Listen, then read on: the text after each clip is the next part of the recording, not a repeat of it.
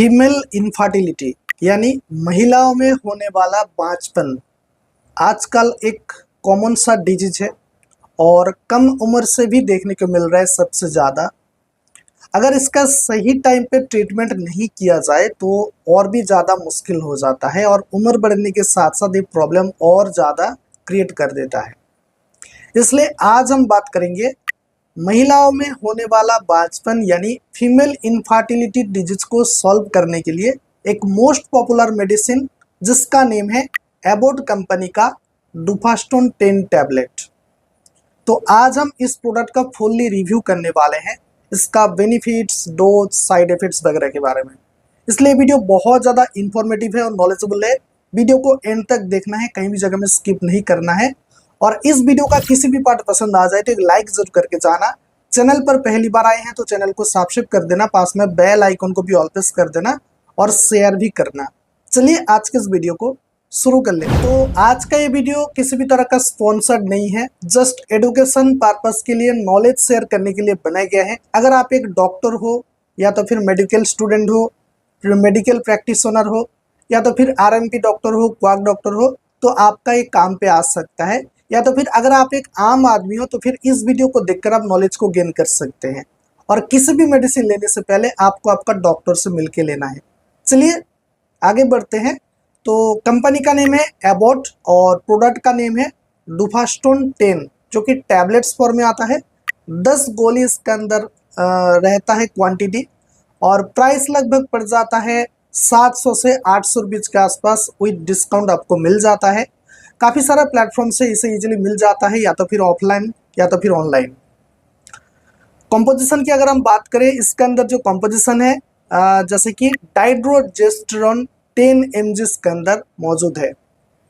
चलिए अब हम बात कर लेते हैं इसका प्रॉपर बेनिफिट्स के बारे में। देखिए इसका काफ़ी सारा बेनिफिट्स एक साथ देखने को मिलता है, ध्यान से सुनना है।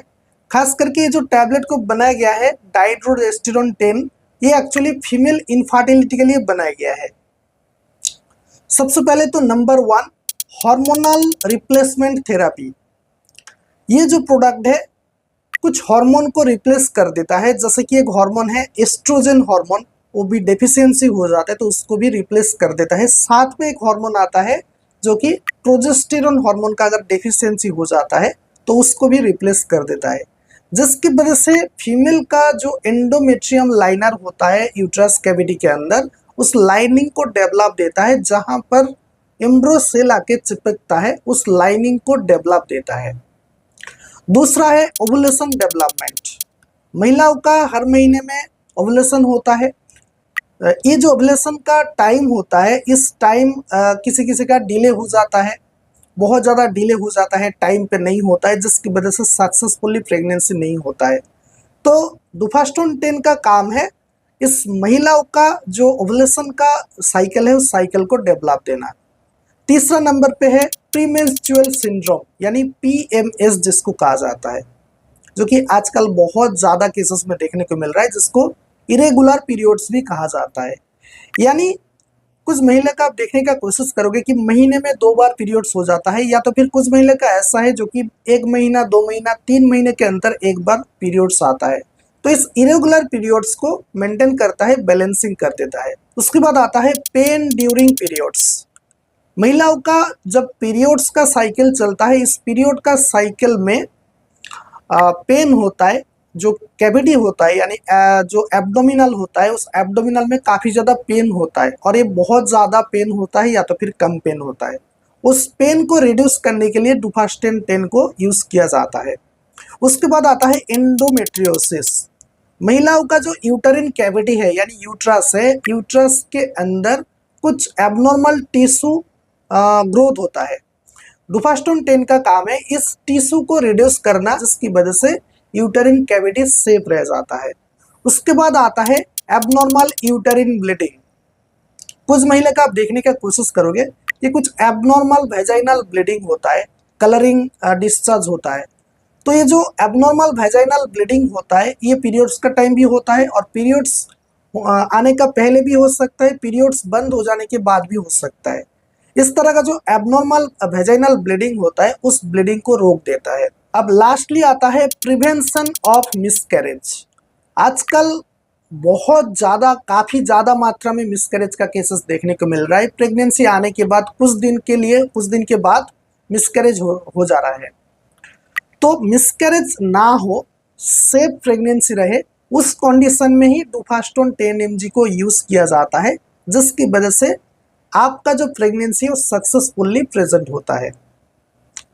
कुल मिला के बाद है महिलाओं में होने वाला बांझपन यानी इनफर्टिलिटी डिजीज से राहत मिलना और सक्सेसफुली प्रेगनेंसी लाने के लिए यूज़ किया जाता है डुफास्टोन 10 mg, जिसका कॉम्पोजिशन है डाइड्रोजेस्टेरोन 10 mg। चलिए अब हम बात कर लेते हैं इसका प्रॉपर डोज के बारे में। देखिए, ये जो टैबलेट्स फॉर्म में आता है इसको लेना बहुत ही इजी है। इसको पानी के साथ लेना है, तो खाने के बाद लेना पड़ता है। दिन में 2 गोली लेना पड़ता है। इसका जो एक्चुअल डोज है दिन में 2 गोली, यानी मॉर्निंग में एक ब्रेकफास्ट के बाद और नाइट में एक आफ्टर डिनर खाना खाने के बाद लेना है। दिन में 2 गोली लेना है विथ वाटर। तो इस तरह का हो सकता है कि आपका जो यानी जो ड्यूरेशन है ये आपका 3 महीने तक हो सकता है, 6 महीने तक भी हो सकता है, और कुछ केसेस में ऐसा है ड्यूरिंग प्रेगनेंसी पूरा का पूरा जो प्रेगनेंसी है, प्रेगनेंसी का टाइम यूज़ किया जा सकता है। तो ये जो पूरा फैक्टर्स डॉक्टर्स के ऊपर डिपेंड है। यानी कुल मिलने के बाद ये है, ये जो मेडिसिन है आपको खुद से बिल्कुल भी नहीं लेना है। इस मेडिसिन लेने से पहले आपको डॉक्टर से कंसल्ट करना ही चाहिए और कुछ सावधानियां रखना है। जैसे कि ये जो मेडिसिन है, इस मेडिसिन का जो higher dose not be recommended, higher dose आपको नहीं लेना है और इसको सही टाइम लेना है। इसका एक भी डोज मिस नहीं होना चाहिए। उसके अलावा अगर आप अलग से किसी भी तरह का मेडिसिन ले रहे हैं और इस मेडिसिन को आप साथ में भी ले रहे हैं, तो आपको डॉक्टर से पहले बता देना चाहिए। और कुछ डॉक्टर का हिसाब से इसका अलग अलग सा डोज भी हो सकता है, ऐसा देखा गया है। जैसे कि मैंने आपको बताया, एक टैबलेट करके दिन में 2 बार खाना खाने के बाद। कुछ डॉक्टर का हिसाब से एक टैबलेट दिन में 1 बार भी डॉक्टर चलाया जा सकता है। ये आपका प्रेगनेंसी जर्नी और आपका इनफर्टिलिटी के ऊपर पूरा का पूरा डिपेंड है। बाकी अगर आप ब्रेस्ट फीडिंग मदर हो, प्रेग्नेंट ऑलरेडी हो, साथ में अगर आपका हार्ट में किसी भी तरह का बीमारी है, किडनी का समस्या है, शुगर, थायराइड, ब्लड प्रेशर का प्रॉब्लम है, high blood pressure, low blood pressure, या तो फिर और भी काफ़ी सारा, अगर आपका शरीर में किसी भी तरह का एलर्जी वगैरह है, किसी भी तरह का बीमारी है, तो उस केसेस में खुद से ना ले। इस मेडिसिन लेने से पहले एक बार इनफर्टिलिटी स्पेशलिस्ट डॉक्टर से मिलके आपको डिसाइड करना है और डॉक्टर डिसाइड करेगा कि ये मेडिसिन आपका ऊपर चला जाएगा या नहीं।